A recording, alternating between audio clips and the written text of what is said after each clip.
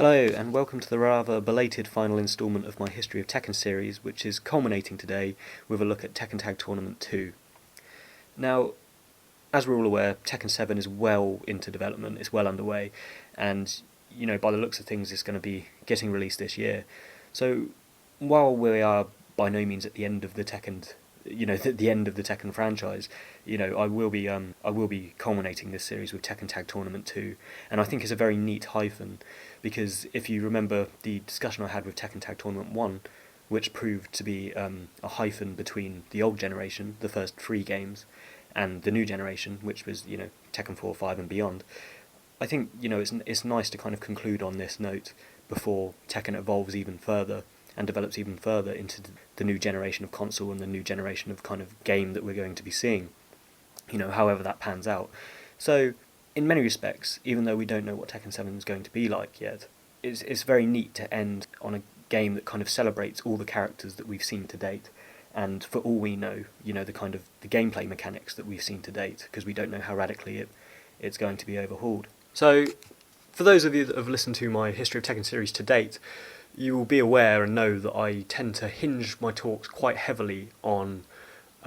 narrative and the plot and character, as these are the constituents of the game that I actually invest myself in more thoroughly than perhaps gameplay mechanics and things like that. And that's how I try and divorce myself from conventional reviews of the game. I tend to kind of get involved in the plot more,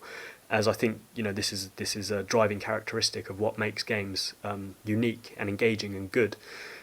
However, as I discussed in my first Tekken Tag video for the first Tekken Tag game, these games obviously revolve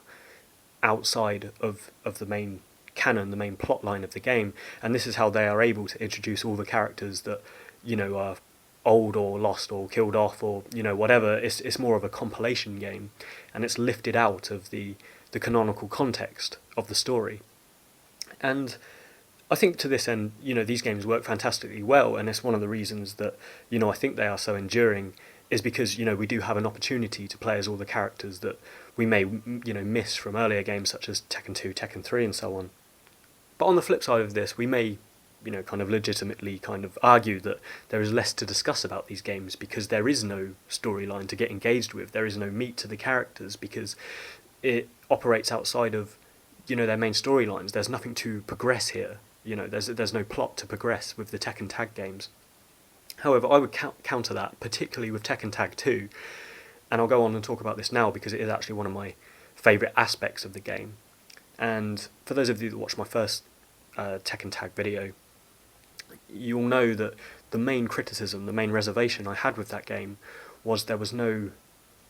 essence of Tekken to it, and there was particularly no sense of reward for completing one-player mode, the arcade mode, because we weren't given a substantial ending animation, and there was no real reward for succeeding and beating the game. And that was a drawback I felt was kind of quite strong with Tekken Tag 1. There was just no semblance of reward or no goals to achieve with it. Tekken Tag 2, on the other hand, actually caters to this really well. I mean, first off, we're given a fantastic opening FMV. I'm not actually sure if they're still called FMVs anymore. This might be me just being really old. But an introductory video is absolutely fantastic, and it's a compilation video that has Ogre fighting, and there's Angel, and all these characters involved and introduced, which is brilliant. But on top of this, we're also given ending animations for when we complete the offline mode, the arcade mode offline. And leading on to my next point, I'd say I haven't completed it with every character yet, but I would say 80% of the characters I've completed it with have a humorous ending video. And this is absolutely fantastic, because as I've mentioned in earlier Tekken videos, such as Tekken 2, Tekken 3, Namco have a very unique sense of humour that comes across really well in Tekken. It's a very goofy sense of humour, almost Acme, Warner Bros sort of humour that's really just slapstick,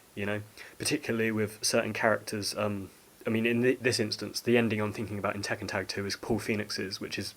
hilarious, and without trying to ruin it, I'll just give you a brief summary, he obviously has an ongoing feud with Kuma the bear, and it's basically him picking a fight with Kuma, and Forest Law, sorry, picking a fight with Kuma, and it turns out it's not actually Kuma, it's actually a big brown bear that's goes on to attack them, and it's brilliant, and there's many endings like that, and I've had reservations about how Tekken utilizes humor in the past.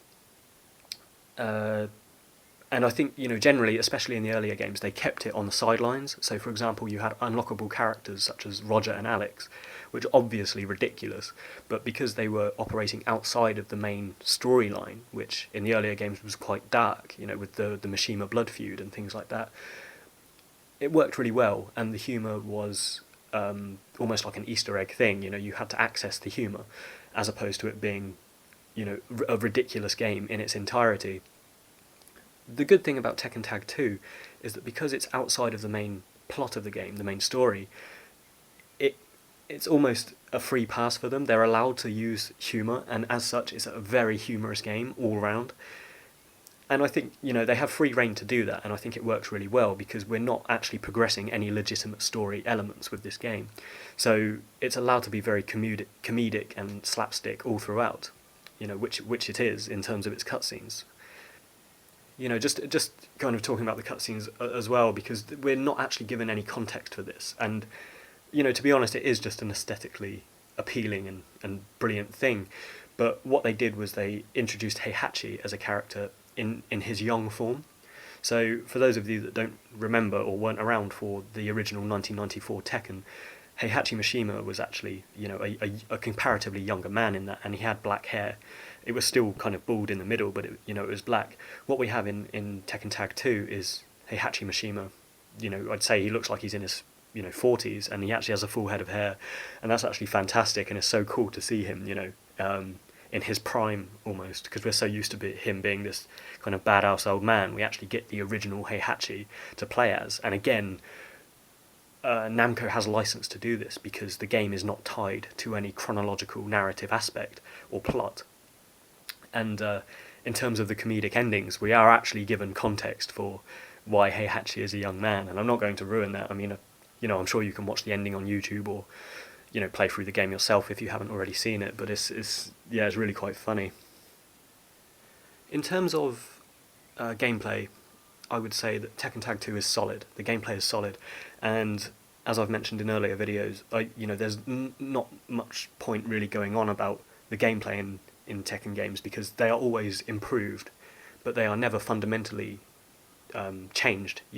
I would say the gameplay mechanics are augmented from how Tekken Tag 1 played out. And loads of aspects and technical aspects were plugged, such as you can have 4 characters on screen at one time, and you can use cool combo moves during your character transitions, and that's fine, and it's brilliant, and everything is embellished, and the movesets are embellished, the arenas are embellished, and it is brilliant. It is actually fantastic, but I feel no personal need to kind of go on about that because I'm sure all of you guys are already aware of that. This is a fantastic game. In terms of criticisms for Tekken Tag 2, I can't really say that I have any, apart from, and this has been a gripe of mine for a long time with these new, since we've had the PlayStation 3, which is downloadable content. Now, I mentioned there was no sense of reward in Tekken Tag 1, but as far as I can remember, I believe you can still unlock characters, and I felt, all the way through these Tekken games, from the very first Tekken, right the way through to, Tekken 6, in fact, although it operates differently because we have that platform game sort of mode, the beat-em-up sort of mode, but Tekken has always been brilliant for me, and it's always been a kind of an engaging game for me, because at the end, as well as getting, the brilliant FMV, we actually unlock additional characters, and I always kind of I love that aspect to it, and I always kind of worked my way through to kind of do all the different things you needed to unlock these new characters. So the downloadable content aspect, even though the characters are free, you can download Angel, Kanemitsu, in all these kind of awesome characters. It seems a bit. It takes the soul out of the game, just a little bit, and it seems a bit. senseless for me. I mean, I'm not sure if it's a revenue thing, you know, if number of downloads or anything like that. I'm not sure how this stuff works, or maybe it's, you know, the